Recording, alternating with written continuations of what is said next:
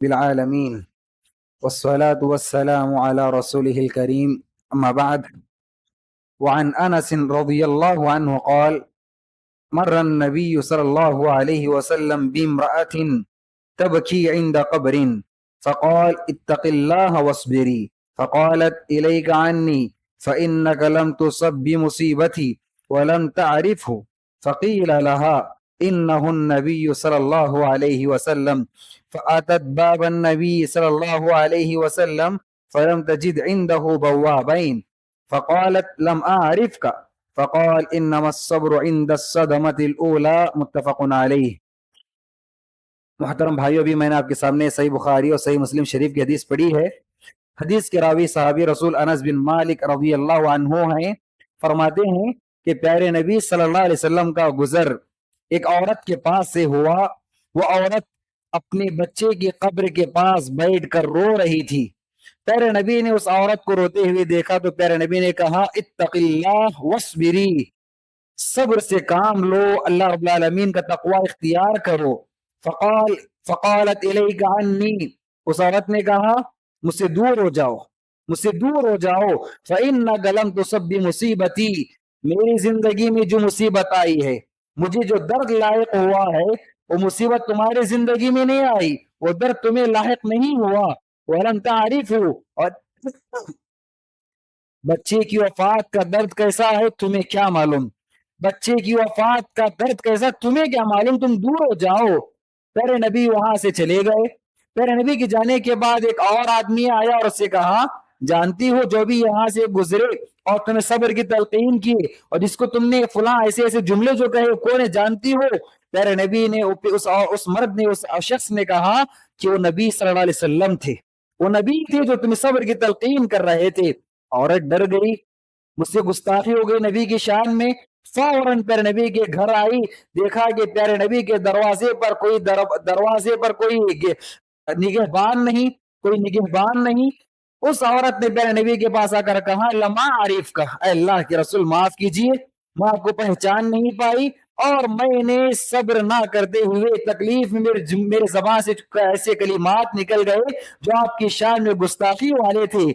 پیارے نبی نے اس وقت کہا: انما الصبر عند الصدمۃ الاولی، صبر مصیبت جب لاحق ہوتی ہے اس وقت کرنا ہے، مصیبت جب ابھی تازہ تازہ ہوتی ہے، ابھی جب مصیبت پہنچی اسی وقت صبر کرنا، وہی صبر ہے. حاضرین گرامی، اس حدیث سے اور حدیث کے ترجمے سے آپ کو پوری بات واضح ہو گئی، کلیئر ہو گئی کہ حدیث کیا ہے. ایک عورت کا بچہ انتقال ہوا، اس بچے کی قبر کے پاس بیٹھ کر رو رہی تھی اپنے بچے کو وفات پانے کی وجہ سے، اپنے بچے کو کھونے کی وجہ سے. پیارے نبی کا گزر وہاں سے ہوا تو پیارے نبی صلی اللہ علیہ وسلم نے صبر کی تلقین کی، کہا کہ صبر سے کام لو، اللہ رب العالمین بدلہ دینے والا ہے، اللہ رب العالمین اجر سے عطا اجر سے نوازنے والا ہے. وہ عورت پیارے نبی کو پہچان نہیں پائی اور چونکہ تکلیف میں تھی صبر نہ کر پائی اور ایسے جملے کہہ دیے جو کہنے نہیں چاہیے تھے. کسی نے اس کو بتایا کہ پیارے نبی صلی اللہ علیہ وسلم تھے، فوراً پیارے نبی کے پاس آئی. یہاں پر دیکھیے ایک بات غور کیجیے، پیارے نبی کے پاس آئی اور پیارے نبی کے دروازے پر کوئی نگہبان نہیں تھا، کوئی نگہبان نہیں. پیارے نبی جو انبیاء کے سردار، پوری دنیا میں جتنے انسان آئے ان تمام میں افضل ترین انسان، اس کے باوجود پیارے نبی کے دروازے پر کوئی نگہبان نہیں، کوئی باڈی گارڈ نہیں.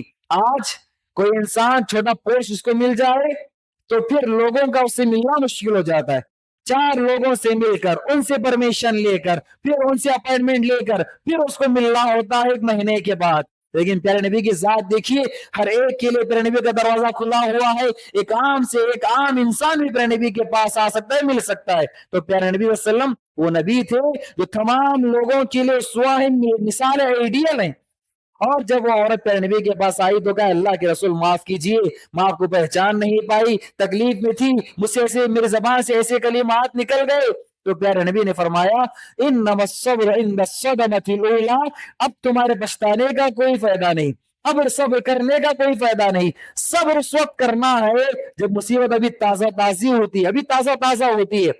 مصیبت ہونے کے بعد، مصیبت آنے کے بعد، چند ایام گزرنے کے بعد، ہفتے گزرنے کے بعد، مہینے گزرنے کے بعد، تکلیف پرانی ہونے کے بعد انسان خود بخود صبر کرنے لگتا ہے. ہر ایک انسان صبر کر لیتا ہے. مصیبت پرانی ہونے کے بعد، ایام گزرنے کے بعد सब्र क्या है? सब्र ये है कि जैसी मुसीबत आई उसी वक्त सब्र करें। इन सदमती लोला, जैसी मुसीबत पहुंची आप फौरन कहें कि अल्लाह रब्बुल आलमीन का फैसला है, मैं अल्लाह के फैसले से राजी हूँ, मैं अल्लाह के फैसले से राजी हूँ। ये सब्र है। मुसीबत आई, आप वावेला मचाने लगे, शिकवे शिकायतें करने लगे, गिरेबान फाड़ने लगे, अपने बालों को नोचने लगे, और उसके बाद चंद अय्याम गुजरने के बाद, हफ्ते महीने गुजरने के बाद खामोश होकर तब कहा कि मैं सब्र करने लगी। हरगिज नहीं, ये सब्र नहीं। सब्र ये है कि जैसी मुसीबत पहुंची उसी वक्त सब्र किया जाए। और बच्चे की मुसीबत हो, बच्चे की वफात हो, या किसी और अजीज की वफात हो, उस वक्त प्यारे नबी ने फरमाया लैसा मिन्ना मन लतमल खुदूद व शक्कल जुयूब व दआ बिदअवल जाहिलिया, वो हम में से नहीं जो किसी की वफात होने पर अपने गिरेबान को मारने लगे, अपने चेहरे को मारने लगे, अपने गिरेबान को फाड़ने लगे और जमाने जाहिलियत की पुकार पुकारने लगे, वो हम में से नहीं। तो इसलिए मुसीबत आने पर, किसी के इंतकाल पर सब्र करना चाहिए। हाँ, मुसीबत की वजह से आंखों से आंसू निकल रहे हैं, तकलीफ बर्दाश्त नहीं हो रही, ये जायज है, ये जायज है, ये रहमत का जज्बा है जो आंखों से निकल रहा है। लेकिन उसे शिकवे शिकायतें करना, अपने कपड़ों को फाड़ना, अपने चेहरे को मारना, ये गलत है और ये गुनाह का काम है। अल्लाह रब्बुल आलमीन से दुआ है कि अल्लाह रब्बुल आलमीन हम तमाम को मुसीबतों पर सब्र करने वाला बनाए। आमीन। अस्सलामु अलैकुम व रहमतुल्लाहि व बरकातहू।